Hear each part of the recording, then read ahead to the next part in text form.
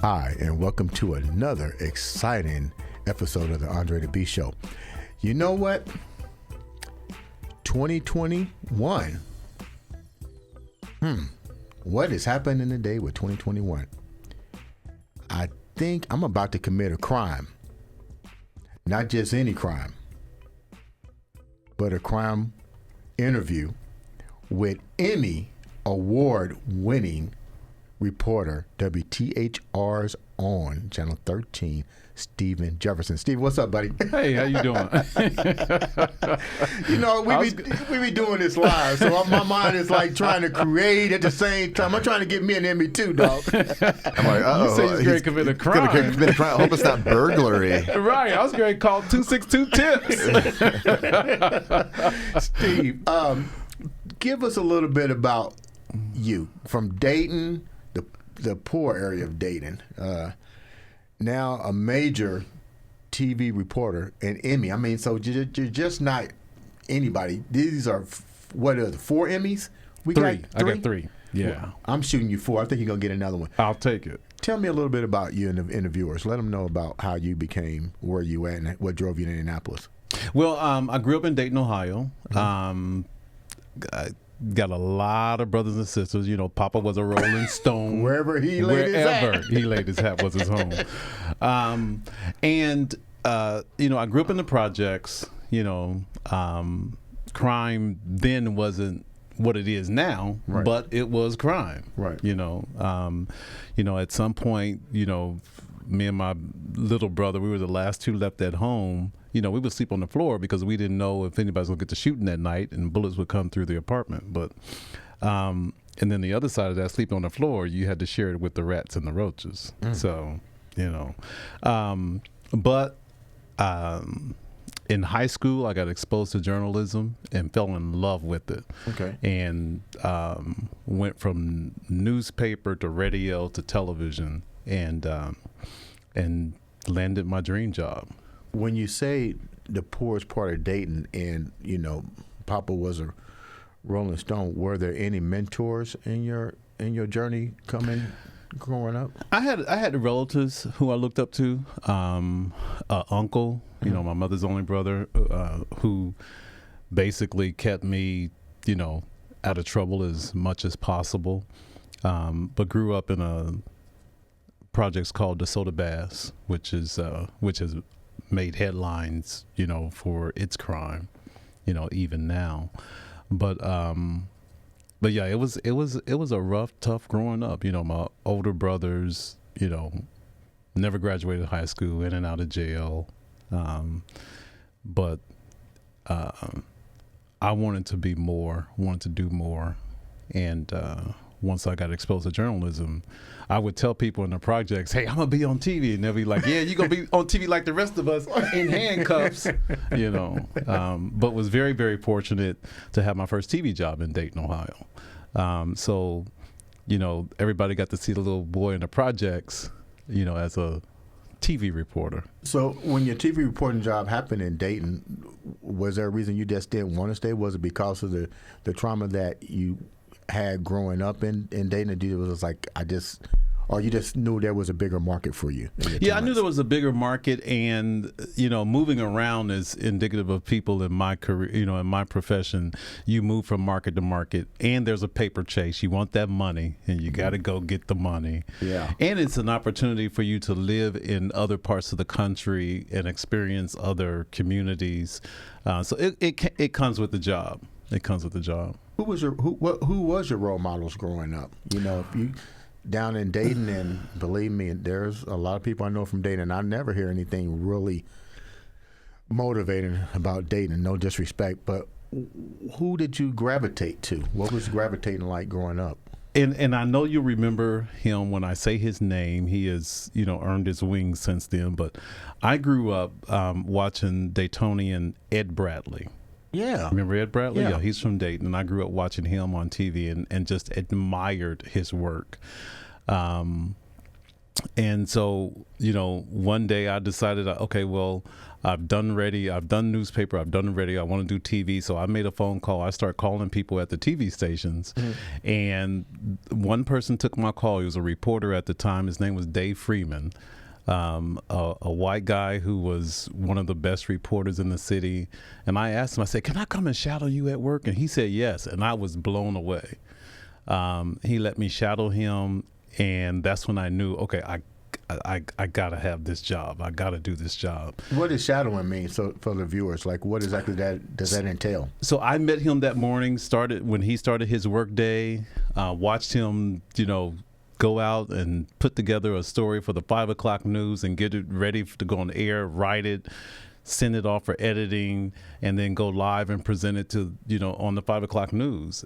And I was right behind him that whole time. And he did not let that be my last exposure. He kept in contact with me. And of course, then I didn't have a degree. I wanted to be a journalist. I wanted to be a reporter. And I applied at all the TV stations without a degree. And they told me, son, you got to go get a journalism degree. So I went to Wright State and signed up for their journalism program. They put me on a 5-year track to get my bachelor's degree in journalism.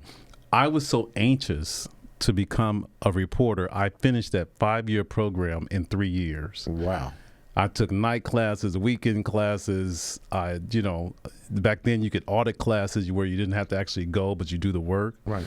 And ended up getting a job at the #1 station in Dayton right after graduation. They kept me on because I was an intern, and it was great. Tell me about, we have a mutual friend that also is from Dayton, your encounter with Miss Angela Kane. Yeah, Angela Kane was on TV when I was, when I was trying to get on TV. Yeah.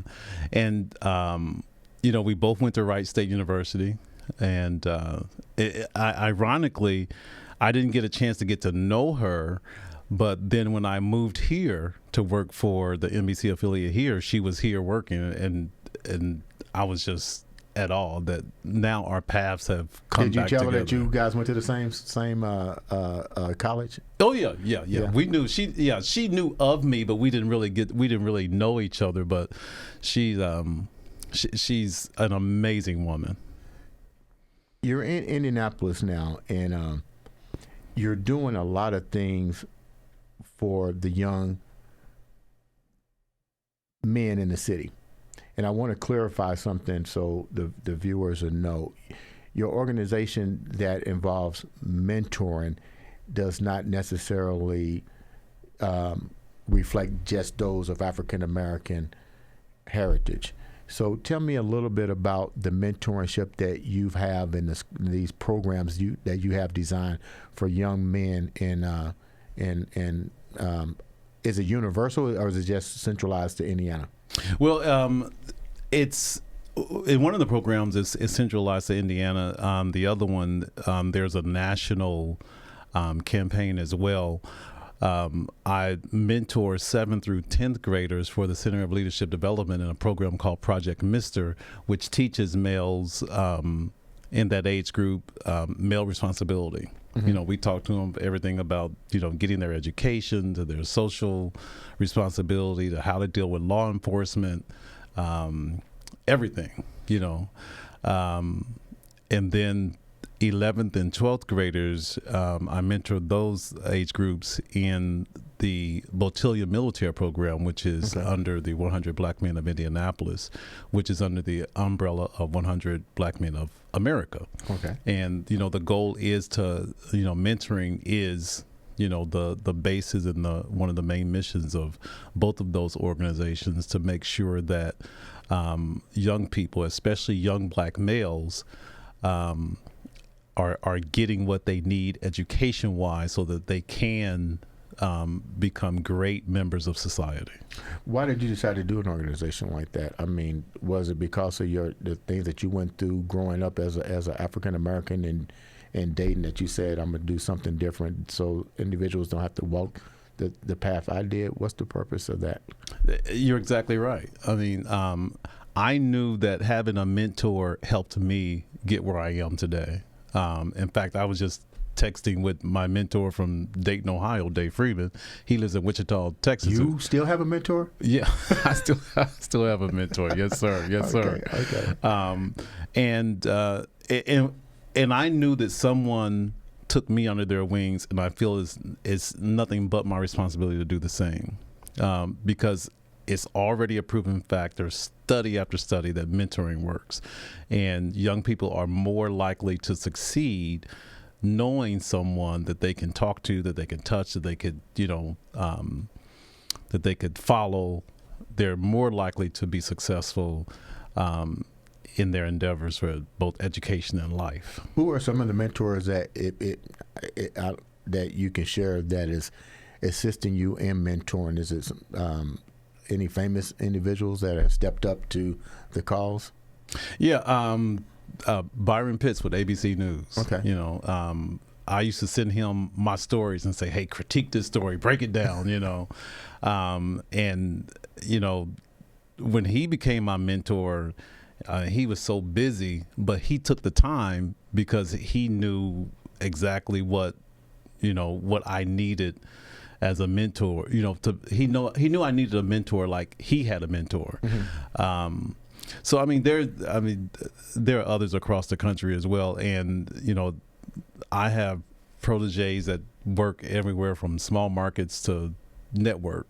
And that's what we do in our business, especially journalism. You deal with crime.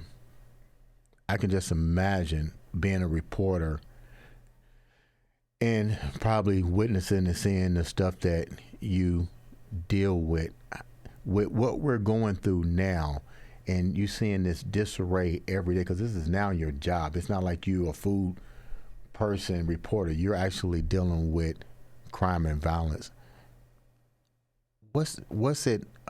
How do you connect? I mean, what goes through your mind when all this is taking place? When you look at society as a whole and you see the senseless killings, the senseless violence, the murder, the corona, just in general, what's going through your mind? Because you have to deal with this every day, because this is your title. Yeah, exactly. Years ago, when I was working back in the 90s, I was working in Macon, Georgia. I was a crime reporter. Not that far from Albany, Georgia. Is that where you're from? Yeah.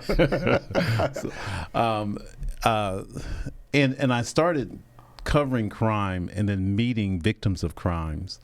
I quickly learned that I was more than just a crime reporter. And I take the job as a ministry because I feel like I can give a voice to a victim, or I can somehow work as a facilitator to make sure that there's justice mm-hmm. for that victim, help them tell their story, share their story with the community so that the next person doesn't become a victim, warn them about, a scam or a danger. So it's more than just a job. It's more than just a job. It's a ministry. And sometimes you do a story about someone and the community comes forward to help. Right. And you're not expecting that, but they do. And then sometimes, you meet a mom who's had their child murdered, and she's not the same. You could tell that all she wants is somebody to know how she hurts, that her heart is broken, and she wants to share that story, and you allow her to do that. And you realize, wow, I'm helping, this family, I'm helping this victim. And that is how you deal with it from day to day. Is there a moment in your life where you had to deal with something that made you question a moment in your life that you go, wow, I wish somebody was there, or maybe just a moment in general that you felt heartbroken or you couldn't do nothing about, or you tried to do something about? Absolutely. I've been there. I mean, years ago, there was a gang of people going on a killing spree in Dayton, Ohio. And at the time, I was working in Macon, Georgia, and I was in the newsroom putting together my story for the day, and all of a sudden, across the Associated Press wire, and back in those days, they used to print out, there was a machine to print out the news alerts. And so I'm in the newsroom, and somebody pulled off from the AP wire a news alert that there was a killing spree in Dayton, Ohio. And I'm like, whoa, that's my hometown. Right. And so obviously I monitored, what was happening in my hometown. And then they started releasing the names of the victims, and my nephew's name is on the list. And it was one of the most difficult times in my life because it was unbelievable. And he was like person number 10. And it was a group of kids going around killing people on dares, And unfortunately, one of the victims, a young lady, asked him, for a ride. And her dare was to shoot him in the back of the head while they were driving, and she accepted the dare and pulled it off. Fortunately, everybody was caught, but just going home for the funeral and all the media being there, it was one of the most difficult times for my family. And that pushes me to help people because I know I've been there. I've experienced it. Have you experienced anything in the we had a couple of reporters on, and I asked them the questions. Did you ever feel, being African American, did you ever have to deal with the struggles at your workplace? Because of who you are, the color of your skin, the racial tension. Did you have to feel like you had to change anything about who you are going into your line of work?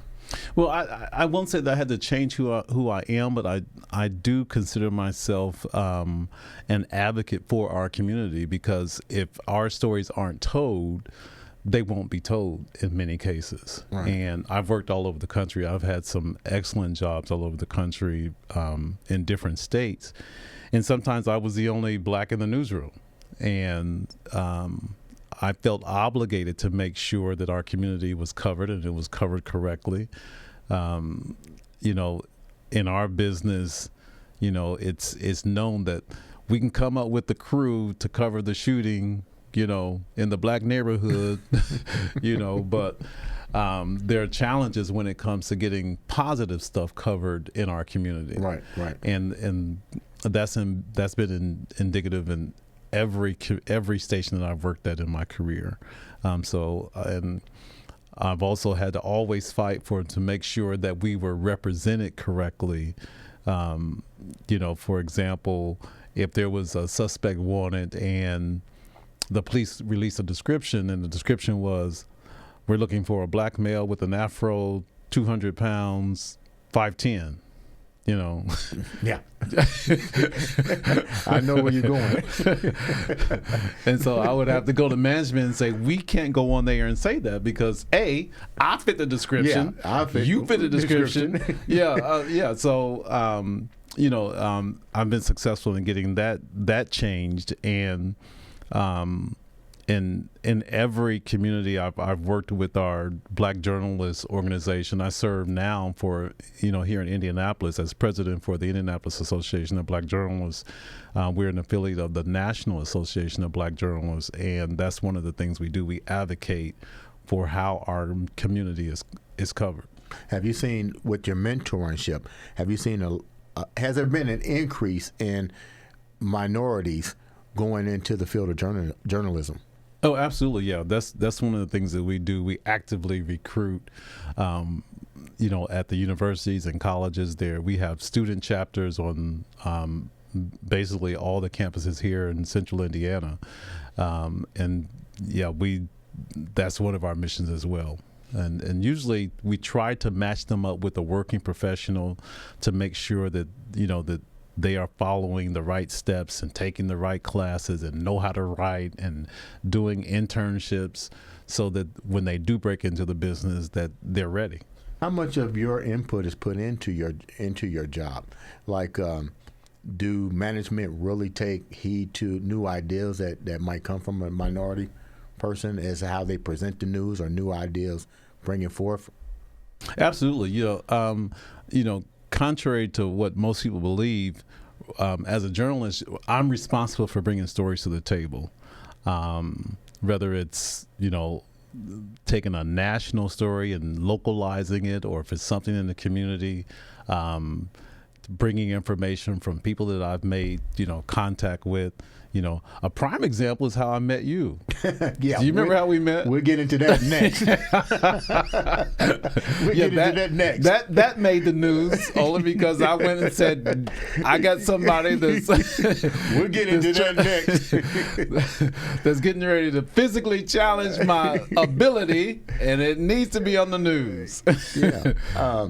Speaking of that, you're physically fit. You exercise, and we did. We met doing a Worthy Cause, the Bop to the Top, and that was definitely. Did I beat you? You probably did, but I will say this. And Bop to the Top is a campaign where you climb the stairs at the American One building. Yeah. 36 flights. And I mean, and for our audience, I went to Andre to train me to get ready for this because I knew that I could not do it. I was that little trained, I think I can. And my goal, I don't know if I ever told you this or not, but my goal was to make it at least halfway.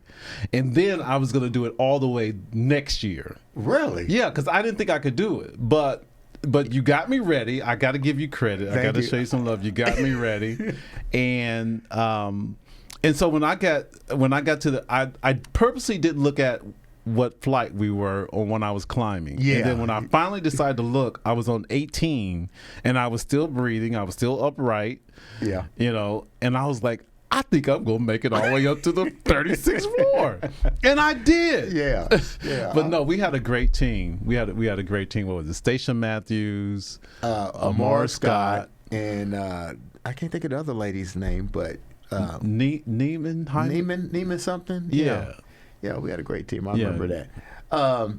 So you're physically fit. I like that, and I remember that. Oh my God, I was struggling trying to get up there, and I've done that several times.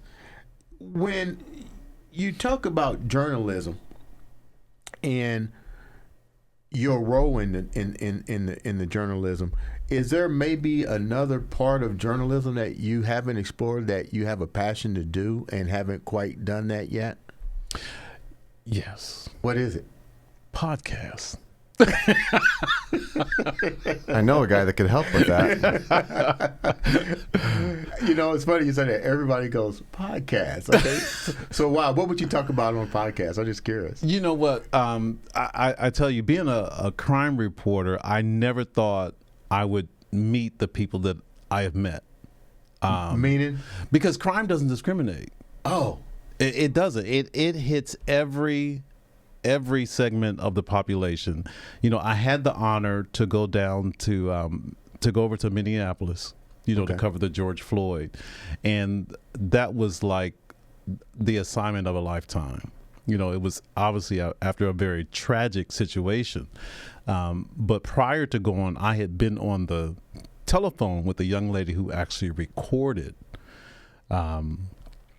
the incident involving George Floyd and Officer Shaven. And after talking with her, a couple of days, I knew that I had to go and cover it. And just going to the scene with the thousands of people there was incredible. I had the opportunity to travel to Louisville, Kentucky to cover the Breonna Taylor situation, and that was an amazing assignment as well. I went to, I covered Katrina, Hurricane George, just so many great assignments one of my first big assignments when I was living in Dayton was a 1 million man march. Do you remember that? I'm not. Yes, I do. I was being facetious because I know we're in the same age group. Yes, so. I do. I remember that. I wasn't covering it, but yeah, I remember that. Yeah. So I mean, I've had an awesome career, and it just so happens that, you know, I do a lot of community work, and I got the opportunity to meet Ben Crump, okay, you know, during an event here in Indianapolis, and we just connected. So then going to Minneapolis and Kentucky and seeing him there and getting to interview him, you know, about those particular situations. Like I said, I've just had a really blessed career, and it I can only continue to just help other journalists. Tell me about this right here. Emmy. So journalists are awarded Emmys based on our colleagues. Our work is submitted and judged in another market by other journalists, and they are the ones who decide if our work is Emmy worthy. You know, it's an honor to be nominated, but then to actually win that nomination in your category, it just feels good to have your work recognized by your colleagues, and those are real Emmys. Those are the same Emmys they give away in Hollywood, you know. But what makes you think? What makes you so good at this craft? I think, besides putting your passion and your emotions in the with the victims and so forth. What makes the craft that you do so good? Because you got 3 of those. I think it's being able to do your dream job. By talent, I am an artist. Okay. I love art, and I wanted to be an architect. Okay. All growing up, I drew houses. I drew house plans. You know, from the age of 6, already knew what my house would look like because I was an architect and I was going to build it. I was going to design it. But then I got the journalism bug, and that bit me, and I haven't looked back since. Did you design your house that you're living in now? No, I left that behind. I left that behind with getting into journalism. What did you win your Emmys with? The Emmy, my first Emmy, keep in mind I'm a crime reporter, but my first Emmy was for the coverage of a young lady who was I think she was either Avon High School student who disappeared, and they found her body burned in a backyard on the west side of Indianapolis, and her family was just devastated, and they trusted me enough to do the interview about their loved one, and at the time no one had been arrested. No one had been questioned. And so obviously, you know, I did my story and, you know, gave that particular case a lot of exposure and asked people to call the Crime Stoppers hotline if they had information about her whereabouts, who she had been with. Mm-hmm. And the tips started coming in, hundreds of them, after my story aired. And I was able to actually break the news of the arrest in that particular case. And I submitted those stories, and my colleagues thought that was Emmy worthy. What was the other 2 for? The other 2 was basically a compilation of crime stories. One of them was, I was the one who actually broke the story of Jared Fogle being arrested by the FBI at his home during a raid. I actually got invited along with the FBI agents to go to his house that morning in Zionsville as they raided his house and carried all of the electronics out of his house, and ended up breaking that story. You went to the the Floyd as one of your assignments, what kind of impact did that have on you to see that unfold when you got there? That was an incredible assignment. So I went down to Georgia Street where the incident happened. Once we arrived, me and my photographers, we actually drove. And when we first got to Georgia Street, we took our equipment out, we walked to the intersection, and the first person that we came across was an older white lady who had ridden her bike down to Georgia Street. She got off her bike and she put the kickstand down, and then she got on her knees and she started crying and praying. Really? She did not know George Floyd, had never seen him before, but she had to be at least 70 years old. It hurt her so much that happened. And that's when it hit me that I was in the epicenter of something that was going to not only change the country, but change the world. An unfortunate incident, but that's when I knew I was covering the biggest story ever. When you see the stuff like the the Floyd stories, the all the craziness that's going on as a reporter, what goes through your mind? Everybody deserves the right to feel safe. Everybody deserves the right to not be a victim of crime. And covering crime, you want to either help people to make sure they're playing it safe. You want to send that message. You know what? Whatever you do, follow your gut. Mm-hmm. Because everybody that I've interviewed that's a victim of crime, whether it's something minor, it's a robbery, or their loved one, or they've been shot, they always tell me there was something in their gut that told them that situation wasn't right. And if they had just followed their gut, maybe they could have avoided being a victim. I just feel, it's not just my job to report crime. It's my job to help people through their situation, whether it be finding justice for them, because, somebody's going to call the tip line and tell who did it, or if it's just allowing them to share their story with somebody else. The pandemic that we just had, it was scary, universal, all over the world. How did your job and what you do as a reporter, how did you guys feel, and what, from your standpoint, what did you feel the protocol should have been, or, just in general, what was your emotions with the pandemic? I'm glad you asked that question, because at the very beginning, last March, when the pandemic, even before it was classified as a pandemic, right, and people started getting COVID, I was frustrated because I felt like I wanted to be a megaphone for everybody that I know, to say, hey, this is real, this is happening.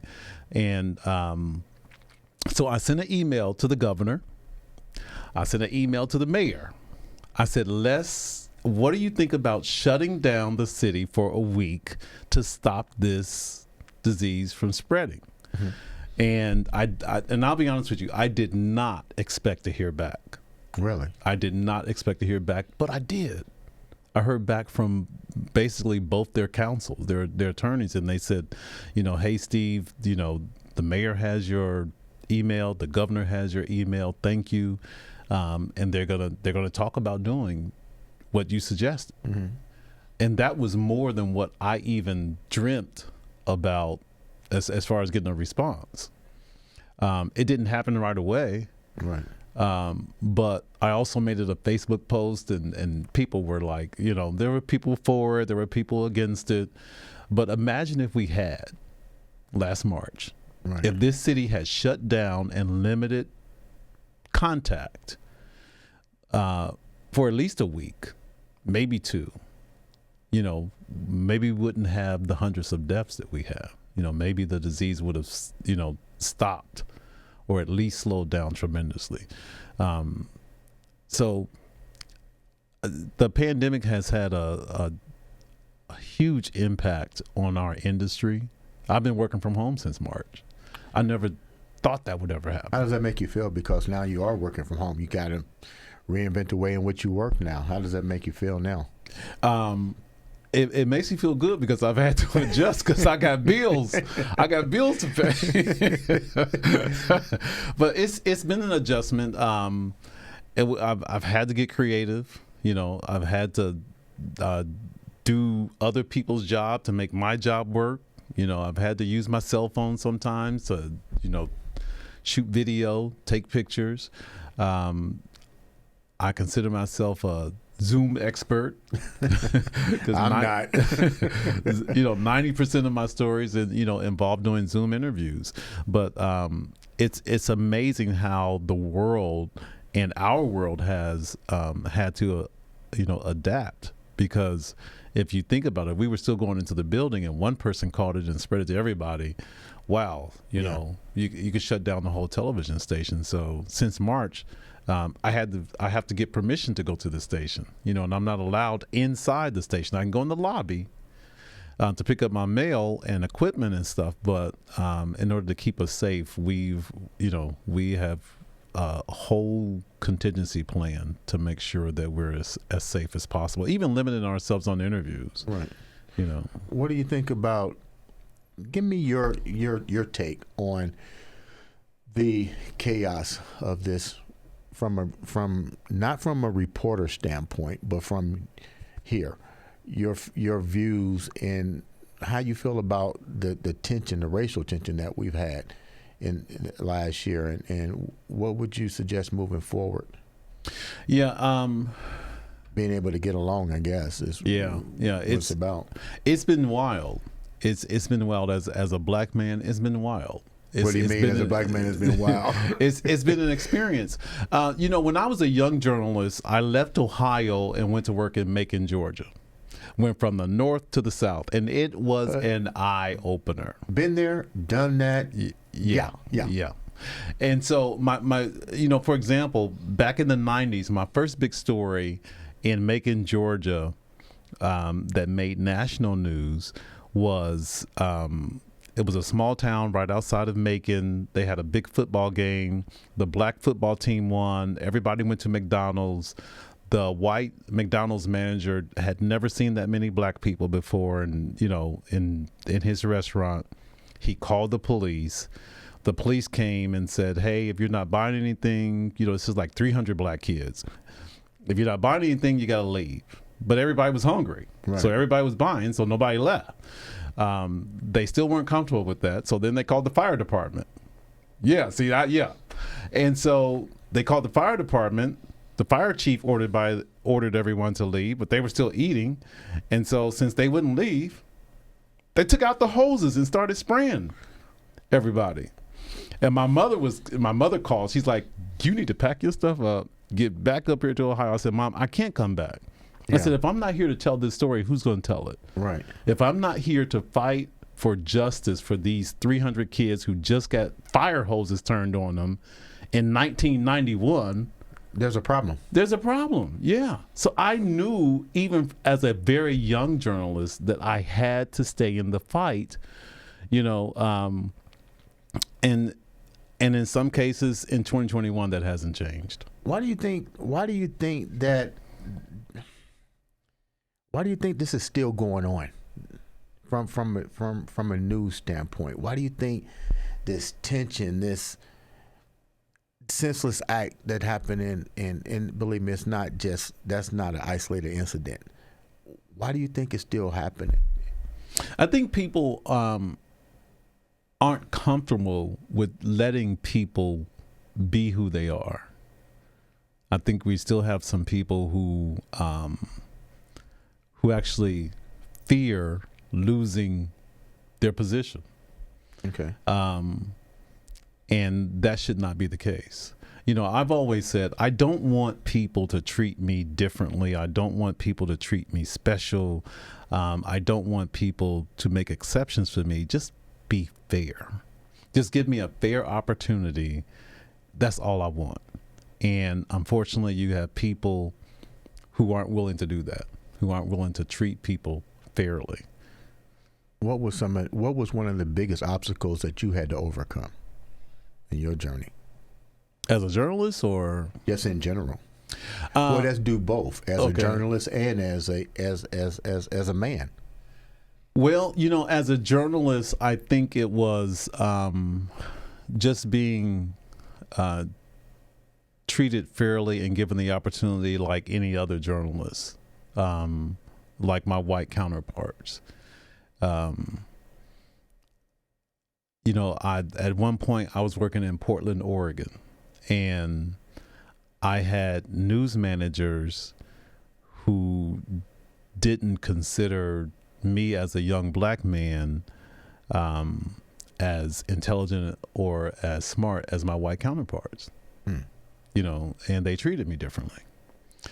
One of the reasons I'm not there now.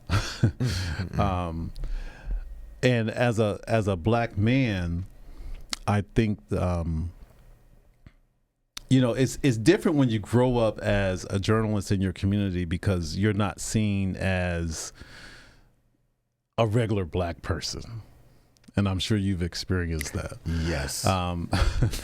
And so people treat you differently. They make exceptions for you when you don't ask for exceptions. Right. And then you want other young black men to be treated just like you're being treated, fairly. That's right. All. That's it. But I think I got to a point in life, and I'm sure you did too, where you thought, okay, well, you know what? I'm not going to tolerate being mistreated anymore. Just, I'm going to stand up for myself. I'm going to demand what is right. And you get to a point where all you want is for people to treat you with the same respect that they want. The golden rule. I think that's probably where we're at today in the world. I think I was just talking to somebody. I think that bomb just went off because I think people in general of all colors have gotten sick and tired of the bullshit and said, look, we're all humans. Let's try to act like we're civilized humans instead of acting crazy, immature, and miseducated. Right, exactly. I asked you on the show, which was funny how that came. We both going to get our knees done. I know, right? Oh my God, it actually scared the hell out of me, to be honest. I heard someone say peace. I was like, cool, I guess I call him my name. But I wanted you on the show because I really like what you do as far as the mentoring and grooming young men to be better men, and giving that sense of role modelness, because I really didn't have that growing up, and I know how important that is.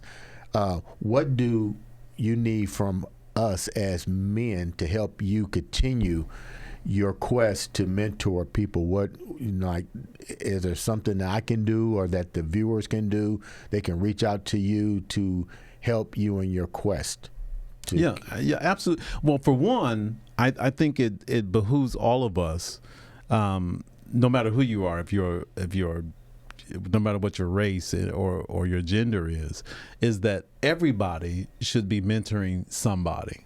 Correct. Imagine what this world would be if everybody decided, you know what, I'm going to be a mentor to this person, I'm going to be a mentor to that person, because and sometimes it could be just one person. Right. It doesn't have to be necessarily something that's organized or through a company or an organization or a community event, but just take somebody under your wings to see how you can help them. Imagine what the world would be if that was the case. It'd be a hell of a lot better. Wouldn't it? I guarantee you that. It really would. And a lot of times, if you can't volunteer your time, make a donation to a program that's known for mentoring. That's just that alone. This past fall for our Project Mr. program, we thought we were going to cancel it because of the pandemic, but it had grown so much, and we had kids on the waiting list, and we're talking about kids from all types of households all across the city. So we normally do 150 students twice a year. Right. This past fall, because of the pandemic, we cut it down to 80. we still had 80 That's 7th still a lot. through 10th graders. It's still a lot. Yeah. But we were able to space them out over at Metropolitan High School. We used the gym, always kept them masked and 6 feet apart, and it was awesome because we realized that if we had canceled that program, we would be canceling help for literally dozens of kids that need it. Jason, can we pull up a website for the viewers so they can donate, reach out, donate their time to help a worthy organization? Center of Leadership Development, and they have programs not only for young men. The sister program, which started after Project Mr., is called Precious Miss, and they mentor young ladies in the same age group, 7th through 10th graders, and it's a grassroots effort to get our children through, through school. It's mainly targeting African American young men, but we've had Hispanic, we've had white students, we've had white mentors, that volunteer their time as well. As you can see, we have members of the Metropolitan Police Department who also participate in the program. One of the things that we do in this program, in order to graduate from the program, each student has to complete an individual success plan. And that's basically their plan on how they're going to matriculate through high school and what's their plan after college. It's written by them, it's their plan, it's a blueprint for them, and that helps them succeed as well. How do the kids actually get involved in it? Is it word of mouth? Are they troubled kids? I mean, what's the protocol for them actually getting into the Center of Leadership? How do they even get there? It's a matter of just going to the website and signing up. And it's, there is an enrollment fee, but even that's waived if the family can afford it. And some students come back and they repeat Project Mr. They do it 2 or 3 times. And then there are other programs. This is the entry level program for Center of Leadership Development. Then there are other programs. There's College Prep Institute. There's a book club. And if they are successful in completing all those programs, one of the things that we do, we match these students up once they matriculate through high school. We match them up with colleges across the country. Okay. And these colleges come and award our students partial and full scholarships where they can go to college and won't have to pay for anything. They don't have to pay any lab fees, no room and board. Their food is taken care of. Their tuition is taken care of. And we've developed those relationships with both HBCUs as well as Ivy League colleges that take the cream of the crop of our students and put them in college. What do you find some of the biggest issues is that the kids are facing today? Because you naturally just been around for quite some time, and you're grassroots, and another affiliation for the young girls, and you got a deeper connection with these kids, with these young youths, not kids, but these young youths. What are some of the things that you hear them talking about that they're worried about moving into adulthood? A lot of it is peer pressure. Some of it is social media issues where they're some whole bunch of likes and they didn't get a whole bunch of likes. Yeah. Their whole world is different. Their whole world centers around social media. Just 2 sessions ago, I had a student who came to me and said, he was concerned because one of his classmates asked him to keep his gun. And he's a 7th grader. And I said, well, where's the gun? And he said, well, it's at home under my mattress. And I was like, okay, well, I'm getting ready to call your parents to get that gun out of, away from you, because, there's no good for you having a gun. Right. But we had developed that relationship where he felt like he could come and talk to me about that. And we ended up, hopefully diffusing it. Yeah, diffusing it, because, he's a good kid, but he had a bad influence in his life. And that's one of the reasons that, we teach them, male responsibility. And it's things like that, you can't measure those things in many cases. But these kids leave Project Mister with so much confidence and believe that they can succeed. And they're kids from, like I said, from all across the city. Every school is represented in this program. I was just getting ready to say that. Is every school represented in this program? Every single school is represented. Private school, charter school, public school, and even we get students from outside of the Marion County, from the donut counties that come in as well. So it's an excellent program. And one of the testaments is that once these kids go to college and some of them have gone through high school, they come back and be mentors. That's beautiful. Yeah. You know what? I like I said, I had to have you on the show because, I follow you on social media. I got to be a good friend of yours, and I see what you do. And I think stuff like this needs to come out to the public to see exactly what you've done. Not only there's a bigger picture than you than every day somebody hears about a crime. You really put your heart and soul into bringing forth attention to projects like this and mentoring and grooming our young youth, not just black, not just white, but young men and women in general. If you had to leave, we're going to close out in a minute, but I got to ask this. To leave a positive message to the people about you and what you want to leave for the viewers, what would it be? Wow. I think it would be, that's a deep question. This is the Andre The Beast Show. Like, rate, and review. That's a beast of a question. We call this beast therapy. I like that. I think it would be live life like it's your last day, mm-hmm. and treat others like you want to be treated. Fair and simple. I like that. Ladies and gentlemen, this has been the Andre The Beast Show. This is my best friend, great friend, a mentor for everybody. They need to have a special award outside of the what's that award called he just won? The Emmys? There needs to be one for a person that really puts his heart and soul for the last couple of years into really making sure the use of not only Central Indiana but abroad and every other area around here an opportunity to know that even when we're dealing with craziness as adults, we don't understand the impact of our foolishness is playing on on the children of the day, the children of the world. You have definitely changed that, and you continue to change that. And my deepest thanks goes out to you for doing that. You need to be acknowledged. They need to give you a day in Indiana's history for what you've done to keep these kids safe, to let them know that even though people are out there acting crazy, there are still people that care about you and your journey into adulthood. Thank you. Ladies and or gentlemen. maybe just give you another Emmy. Number 4. You know what? Let's start an Emmy, the Andres. The Andres. Andres. Hey, there you go. The Beasts. The Beasties.